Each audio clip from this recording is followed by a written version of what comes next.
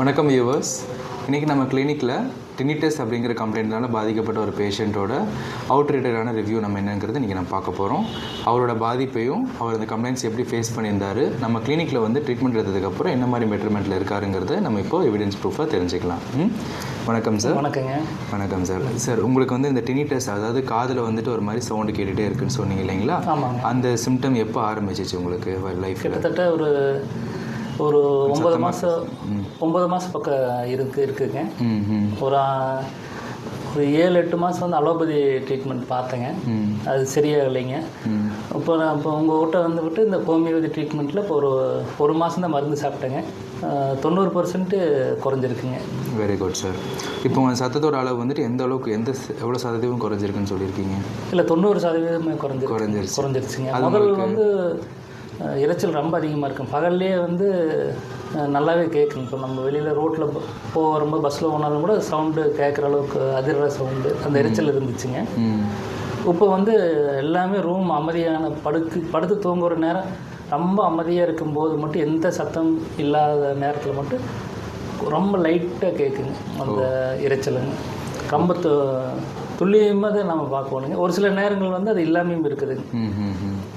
So உங்களுக்கு betterment நல்லா feel பண்ண முடியுது இல்லைங்களா சார்? ஆமாம். இது எந்த அளவுக்கு உங்களோட நேச்சரை டிஸ்டர்ப் பண்ணிட்டு இருந்தது இந்த கம்ப்ளைண்ட்ஸ்?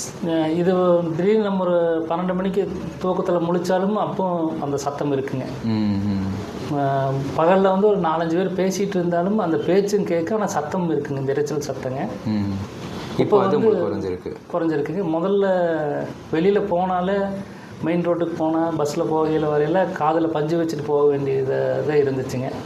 பஞ்சு வைக்காமல் போயிட்டு வந்து ஒரு ஆரன் சவுண்டு கேட்டோம்னா, வீட்டுக்கு வந்தோம்னா அதனுடைய இரைச்சல் அதிகமாக இருக்குங்க.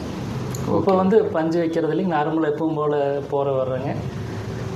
கொஞ்சம் சத்தமாக இருக்கிற இடத்துலையும் இருந்தாலும் ஒன்றும் தொல்லைகள் பண்ணுறது இல்லைங்க. 90% குறைஞ்சிருக்குங்க. Good sir.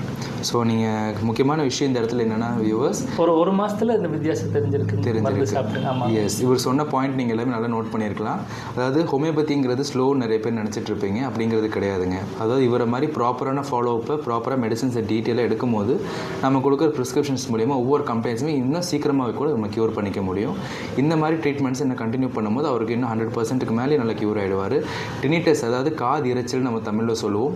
இந்த கம்ப்ளைண்ட்டுக்கு ட்ரீட்மெண்ட் இல்லையே சொல்லி எவ்வளோ பேர் பாதிக்கப்பட்டிருப்பீங்க, நிறைய கஷ்டப்பட்டு இருப்பீங்க, தூக்கம் இழந்துருவீங்க, தலை சுற்றல் இருந்துகிட்டு இருக்கும், தன்னோட இயற்கையான ரொட்டீன்ஸை கூட டிஸ்டர்ப் ஆகிட்டு இருப்பாங்க. அப்படிப்பட்ட கம்ப்ளைண்ட்டுக்கு ஹோமியோபதி நல்ல ஒரு இம்ப்ரூவ்மெண்ட்டும் இருக்குது, நல்ல ஒரு க்யூரும் கொடுக்க முடியுங்கிறதுக்கு உண்டான ஒரு எவிடன்ஸ் ப்ரூஃப் தாங்க இது. இதை பற்றி மேலும் டீட்டெயில்ஸ் அண்ட் வியூஸ் நான் உங்களுக்கு தனி வீடியோவில் கிளிப் அட்டாச் பண்ணுறேன். எஸ், ஒன் மோர் திங் சொல்லுங்கள் சார். முதல்ல வந்து